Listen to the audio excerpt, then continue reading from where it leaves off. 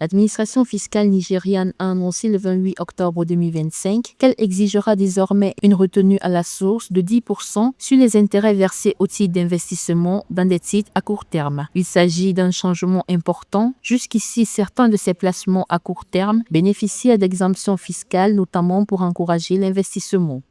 Donc, il faut faire très attention. La mesure va peut-être encourager l'investissement et décourager les placements à court terme, mais sauf qu'on a besoin de placements à court terme pour investir à court terme. Alors, on va donc demander aux agents fiscaux d'être très, très fins dans leurs décisions. C'est-à-dire en créant aussi un fonds de solidarité et de garantie.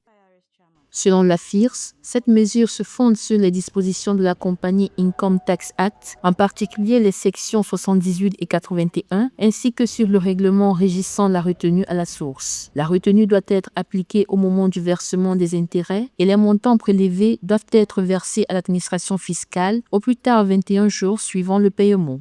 Le fonds de roulement, c'est le financement à court terme. Donc, il a besoin d'être acquis sur les marchés. Si sur les marchés, il coûte plus cher, les marchés auront des problèmes à financer le court terme, le bas du bilan. Et ce bas du bilan étant coincé, les entreprises auront des difficultés à tourner. Avec cette nouvelle directive, la FIRS marque une étape importante dans la réforme de la taxation des revenus de placement au Nigeria. Elle contraint les institutions financières à adapter leurs pratiques et renforcer la position de l'État dans la mobilisation de revenus non pétroliers.